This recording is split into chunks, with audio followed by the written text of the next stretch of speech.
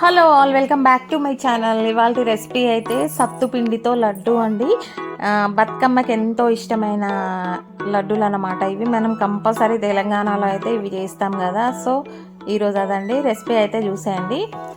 ముందుగా కడాయి పెట్టుకొని దాంట్లో ఒక కప్పు పల్లీలు వేసుకొని దూరగా చిన్న మంట మీద ఫ్రై చేస్తూ ఉండాలండి.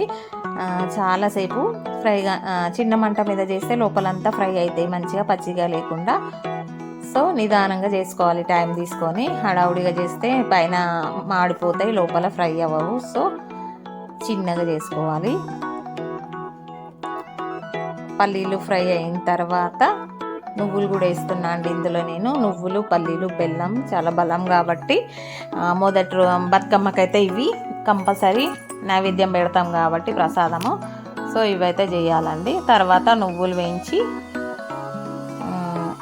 ఇట్లా దూరగా వేయించుకొని అవి కూడా ఒక ప్లేట్లోకి తీసుకొని పక్కన పెట్టుకోవాలండి. ఇవి రెండు చల్లారేలోపు బియ్యం వేయించుకోవాలి. 2 కప్పుల బియ్యము. 2 కప్పుల బియ్యానికి 1 కప్పు పల్లీలు, 1/2 కప్పు నువ్వులు వేస్తున్నా నేనైతే. నేను బాస్మతి రైస్ తీసుకున్నా అండి, టేస్ట్ బాగుంటుందని. బాస్మతి రైస్ కూడా ఇట్లా చిన్న మంట మీద వేయించుకుంటూ ఈలోపు అయితే పల్లీలు పొట్టు తీసుకోవాలి. చల్లారిన తర్వాత మంచిగా పొట్టు తీసి పల్లీలు చెరుక్కొని పక్కన పెట్టుకోవాలి. నా చిన్నప్పుడు అయితే మా అమ్మ బియ్యం రొట్టె చేసి దాంతో ముద్దలు చేసేది. అవి కూడా చాలా బాగుండేవి టేస్ట్ అయితే. నాకైతే రొట్టె చేయడం రాదు కాబట్టి సో ఇట్లా లడ్డు అయితే చేద్దామని చేస్తున్నా. ఇంకా తర్వాత పల్లీలు మిక్సీ పట్టుకోవాలి. దాంట్లోనే నువ్వులు కూడా వేసుకొని ఆగి మిక్సీ పట్టుకోవాలండి. ఎందుకంటే ఒకటేసారి అట్లా వరుసగా మిక్సీ పట్టేస్తే ఆగకుండా ముద్ద అయిపోతుంది. సో ఆగి ఇట్లా చూసుకుంటూ మిక్సీ పట్టుకోవాలి. తర్వాత అది బేసన్లోకి వేసుకొని బియ్యం కూడా మిక్సీ పట్టుకోవాలి. ఇట్లా బియ్యం బాగా మెత్తగా ఏం కాదు మిక్సీలో, అక్కడక్కడ రవ్వగానే ఉంటుంది. ఉంటేనే బాగుంటుంది తినేటప్పుడు టేస్ట్. ఇట్లా పంట కింద రవ్వ తగులుతుంటే ఆ టేస్ట్ బాగుంటుంది అనమాట.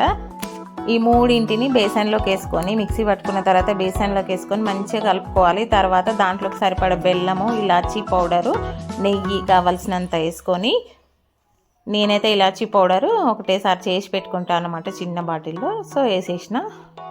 మీరు ఒకవేళ అట్లా లేకపోతే మనం పల్లీలతో పాటు బియ్యంతో పాటు మిక్సీలో వేసేసుకోవచ్చు. బెల్లం కొంచెం తక్కువైనట్టు అనిపించింది, అందుకే షుగర్ పౌడర్ వేసిన నేను కొంచెం.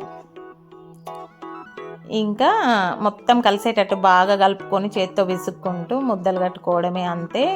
కావాలంటే లడ్డూల్లాగా చేసుకోవచ్చు ఇట్లా, లేదంటే అట్లనే సత్తు పౌడర్ లాగా డబ్బాలోకి ఎత్తుకుంటే అట్లా కూడా తినేయచ్చు. స్పూన్ వేసుకొని మన ఇష్టం అనమాట అది. నేనైతే కొన్ని లడ్డూలు చేస్తున్నా, కొంచెం సత్తు తీసి పెడదామని 2 అయితే చేస్తున్నా. ఇంక ఇంతే అండి లడ్డూలు.